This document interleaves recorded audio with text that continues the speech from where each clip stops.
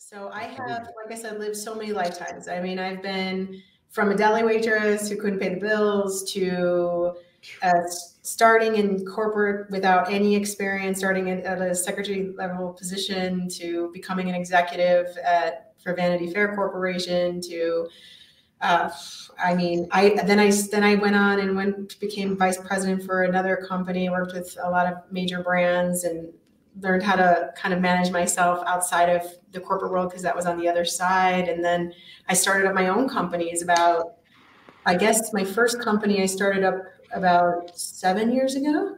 And then and then since then I've been an entrepreneur and been doing all sorts of different things in my business, but mostly my business is around human potential. So pretty much anything that has to do with human potential, understanding more about how we operate. You know, people, it's like we're going around with the most magnificent operating systems ever created, but most people have no idea how to use them. And let's put it frankly, right? We weren't taught any of that. So that's where I come in. And before I get into start of the question I want to ask, what do you mean by the system? Are we talking about the mind, the body? What is it that we're talking about? All of it, all of your operating systems. You know, it's your mind, your body. It's understanding also kind of your connection with spirit, what that looks like. It's just all of it. But yeah, I do talk about it most of the time through the lens of science. So I'll bring in a lot of neuroscience, epigenetics, quantum physics. And we talked about this on the flight, a lot of that stuff. And so but that's more trying to help the rational mind get on board with what you're made of. I mean, what are you? Yeah, right? Absolutely. And this is the ultimate question, I think, as humans, that we can ask and that we can inquire into, and that we can discover that we're infinite, man. Absolutely. Absolutely. Potential is definitely infinite. And talking about that, when you mentioned earlier your humble beginnings, right? From being a waitress to, doing all the little jobs you didn't know how you could afford, paying your bills or even, feeding yourself. What was the motivation? How did you manage to believe in yourself enough to, overcome that situation and get where you eventually got to be? It's a really good question. I think that I've seen, and I don't know if you would agree with me, but I feel like the people I know in my life who've had some degree of success, and by that, I don't necessarily mean success in the way society defines it, but success in living their truth. Like someone like you, you're living your truth. You're building your truth day by day, right? Yes. And I believe that I always had that, like, I have to, it was, again, that kind of push into evolution. And what I've seen over and over with people who've done that is that we have this sort of almost dogged persistence. It's kind of like whatever it takes, I've got to become me fully. And I would say that's probably what, and again, it's either, I feel like for a lot of people it just gets snuffed out, and then it's harder for them maybe to get it back on. But for me, it was like, even when it was snuffed out, even when I felt like, like I was a loser or whatever, all the things that you can think of when things aren't going the way you necessarily like them to. Yeah, but that's what my question is exactly those moments where you feel like a loser, where you see no solutions, where you see absolutely no light at the end of the tunnel. Right. What motivated you? What was inside of you that made you believe nonetheless? Or was you reading something? Was it people that you met that inspired you? I mean, tell me a little bit more about that, because that is something. I mean, I can tell you for me, but we're here to talk also about you, and mostly about you right now. So what was your mindset going through these really rough phases of your life? Well, I mean, my mindset has changed so many different times in all the different phases I've been in. But like I said, I feel like for me, it's more this inherent drive. It's like you don't give up no matter what. Basically, it's like for example, if I give my word about something, I have to pretty much be dead to not fulfill my word.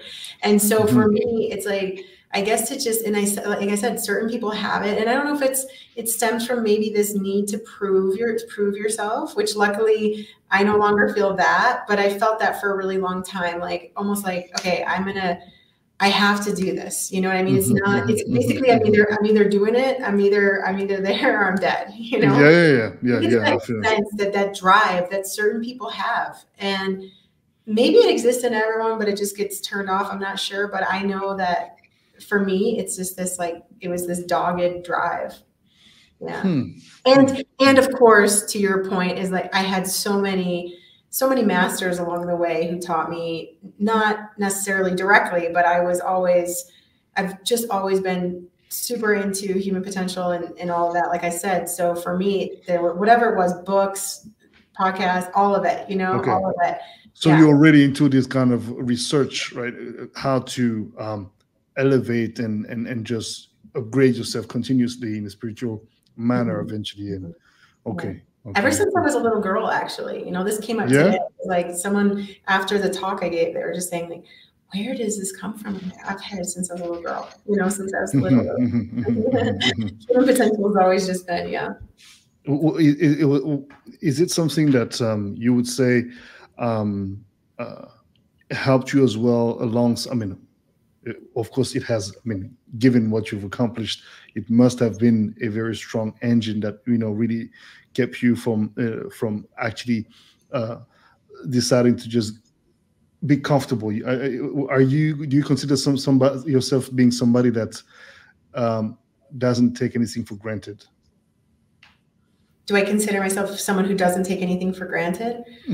I think right now, where I am in my life, absolutely consider myself someone who doesn't take anything for granted. And I live in a almost perpetual state of gratitude right now. But it wasn't always like that. It wasn't always like that. Yeah. But now that's definitely how I live and how I feel. Okay, take me through. All right, no, sorry, I'm gonna geek in big time, because I love to not deconstruct, but I like to take stock of all of these little aspects of your evolution, because I think that a lot of the time, right, a lot of people don't know how to know what it is to be their truth and how to go about accomplishing their full potential, if that is ever achievable. I think we're always at the pursuit of accomplishing it, but eventually that's the drive, right? So for example, from the moment you became a secretary and you became VP of Vanity Fair, what was some of was it an aspiration you had, or was it a series of opportunities that you happened to be at the right time, the right place, the right moment, and took all the opportunities that came along? What was the mindset? I always had a vision. I always had a vision. Without a vision, the people perish. I always 100% had. One of the things, for example, that I really knew that was just in me was that I belonged on a stage. I felt it in my core. And I remember when I was a secretary, or I was an assistant. I was a management assistant, which was basically, you know, a secretarial role. Sure. And it evolved into much, much more. I was doing a lot of different things under the guise of that role. But I remember going to a sales meeting at the time and thinking, because my boss at that time, I had become very indispensable, right? So someone who, I think there's also this sense where you'll do whatever it takes, you know, and I've always kind of had that. And so I mean, maybe not always, but most of my life I've had that. And so I remember going to the sales meeting, and I remember watching the president and the general manager up on the stage and thinking, I want to be up there. And I could feel it in every cell. It was like, I want to be presenting there. I want to be presenting on sales night. I want to be doing that. And I think it was maybe not even a year later that I was doing it. And it was, wow. Yeah, damn. I think it was a year later. The drive and how you okay, go ahead. Good. Sorry. It was the drive. It was like, and the feeling and connecting with, when you know that something is yours. And it wasn't, you know, it was a stepping stone to what I'm doing today, which is really what I'm meant to be doing. Yes. But it was a big part of that. It was a huge part, because what I wanted, what I knew was that I was here to serve in that capacity. I was here to inspire people to action. I was here to get people to understand a little bit more about what's possible for them, right? And so I felt this so deeply, and yeah, it was obviously when you feel something so deeply like that, and you have that vision, and you don't let go of it. And I could go into the science behind this. Maybe we'll get to that, because I didn't know at the time all of the science that I was applying. I had no idea. Yeah. I'm sure. I mean, I get it. Yeah. So what I did was, with this vision, holding this vision, it was able to meet me through a series of circumstances. It's like you have plane. I mean, neither one of us talked to people on planes. Both of us actually were with our headphones when we were. Absolutely. Had it not been for Nuno. I mean, we smiled, of course, we're friendly people. It wasn't like, we're not jerks, but it was like, dude, I've got my, I'm in my groove, you're in your groove. But yes, circumstances were such that you and I had to talk, like you said. And so that's what the universe does. It starts to co-conspire for what it is that you're dreaming. But the more you can understand, like at the time, I didn't understand a lot about that process, but now that I understand and I teach it, the faster those things happen, the faster it starts to come together. Yeah, absolutely. Well, okay, this is amazing. I mean, family, I've been talking to you about these kind of things for the longest time on this show. The power of the mind. The mind is power. You have all the capacities in you to reveal your full potential, as long as you're ready to do what it takes. And what it takes first and foremost is believing, right? So, wow, this is beautiful. And I would like to greet those who have joined us so far. We have Fake Free Entertainment LLC, La Milliardaire, Keisha, Brian Smith. Thank you very much, Fake Free Entertainment LLC, for the donation here. Thank you. Papa Keisha, toujours beaucoup le coucou. Premier ton généreux des sponsors, le mignon des mignons. Aïe, aïe, aïe. Okay, for those of you, well, Cortney, you don't know yet, but Keisha and I, Keisha and I, we started this whole thing around the same time. I started a little bit after him on YouTube during the pandemic, and I've done Keisha's first show ever. Amazing. Club Shada. Club Shada 001 was with me, so we have our inside jokes and stuff. But yeah, and it's great to see that we're growing our respective platforms, and we support each other. And it's very interesting because our viewers come from, whether it's my show or his show, it's really, really dope. So talking about how you eventually got to project yourself in that potential future. You had no absolute certitude that you could eventually reach that point, but you believed in yourself. You materialized that desire so much inside of you that the universe, I guess, manifested it for you and showed you that it is possible. So from that, it's very interesting because your career, and of course you're not your career, but your career is testimony of the amazing connectedness you've managed to build for yourself, because with yourself, right? And as you said, you at this time you didn't have the knowledge you have gathered, obviously, through the years. So from becoming VP of this massive company, you work with the U.S. military, with the NASA, I believe Nike, Starbucks, I mean, so many big brands, and then boom, you did like a 360-degree move and you start your own business. How is that? How is that move coming to play when you've pretty much had all the, so you managed to do all these big things where most people would be very comfortable making all these big buck and stay there. You decided to just follow something completely different. Tell me about this. I'm really interested about that move and what encouraged you to do that. Yeah. What just came through for me while you were saying all that is there's Jim Carrey. I don't know if you're familiar at all with any of his talks or his work, but he once said something like, a lot of people live their lives in fear disguised as practicality. And at that point in my life and in my career, I had achieved all of the symbols of success. I was literally every symbol of success. I mean, I was flying over jets. I was wearing the Jimmy Choos. I mean, I had a daughter. I was married. I still have a daughter, thank the Lord. I'm no longer married, thank the Lord. No, I'm joking. He's a wonderful man, but we are no longer.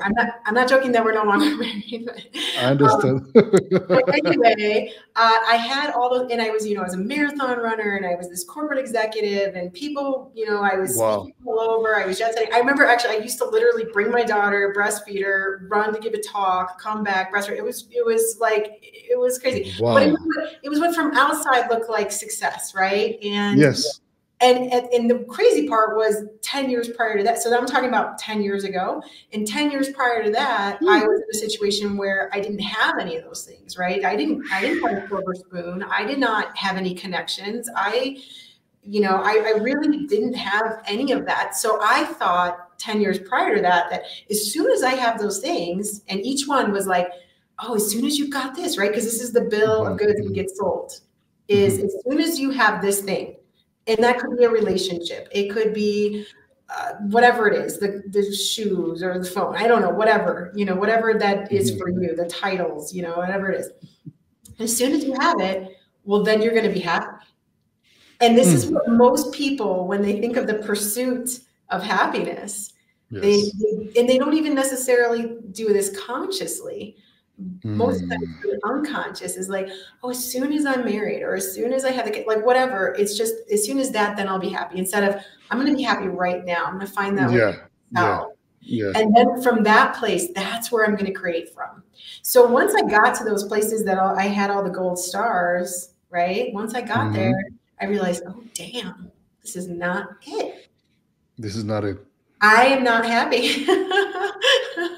I'm not fulfilled. I have all the things. I'm supposed to be happy. Why am I not happy? And it was because but is it lack of gratitude, or is it just not being fulfilled because there's something about what you were doing that just wasn't? I think to try to find one thing is to oversimplify. Although no, that's actually not true. I will tell you what it is. I was not connected. I see. I was chasing ideas, symbols, instead of being in deep listening of myself and my own truth. I didn't even know what my truth was. I had no idea. To the point of this conversation, because I think a lot of people think that you achieve that like this. No, it's a journey. You speak about a 10, 15, 20 years, situation. So how do you, for you, what was that moment of truth, or what were those moments of truth? Well, if you don't mind sharing, of course. Yeah, of course. I often joke that I had multiple cold shower moments. Like there were so many moments that I just realized this isn't it, And in my first book, I actually write about one where I'm on the corporate jet, I'm sipping the espresso, I'm on my way to Switzerland for work, and but my BlackBerry, because at the time we had BlackBerries and iPhone, but everything was in my BlackBerry, and my BlackBerry didn't work, and I was like, whoa, what am I going to do? And then I just realized, like, what the hell is this? Like almost like where you're in the Matrix and you exit for a second and you're like, what? What is going on?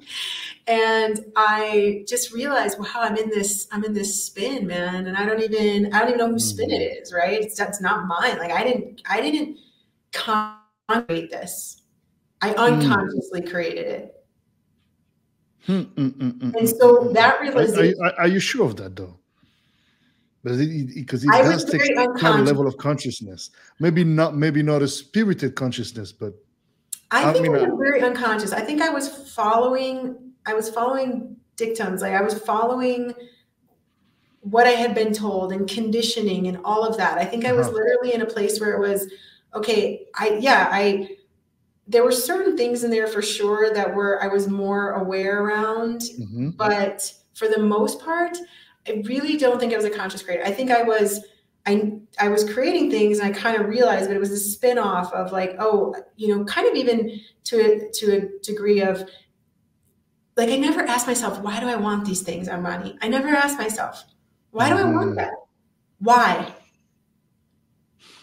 Well, I mean, if you don't mind me intervening here, I think it is quite understandable when you've lived through so much scarcity and, we could even purely say poverty, not of the mind or the soul or the heart, but material poverty, and when you've been in so much lack, it is only but normal for you to aspire for something that provides a sentiment of stability and safety. So you're going to look for more of that because you scared at it. You. I'm not saying that that's how you felt, but I would say that most people will feel like, I don't want this to ever end because I don't want to find myself in a position like the one I was in, before I got where I got. So maybe consciously. Oh, okay. So, shit. So we can curse on my show, by the way. Okay. So shit. This means that you were you. We could possibly say that what was your trigger and your motivation was fear. Right. But you see, going after all of those things as a sense of security, that's exactly what I mean. Exactly what you're saying is I was looking in the wrong place, right? So I was looking at something external that was going to validate me internally, something external that was going to tell me that I was safe. And it doesn't work that way. But you can't like you can have a temporary relief, you can have a temporary sense of safety, but the truth is that safety that is in you, right? That abundance that's in you. If you can feel that even when you don't have it, or if you can feel all the things, like right now with conscious creating, I feel like, and I'm just using that term, it's not really, I don't know what else to call it in this moment. No, please, attends.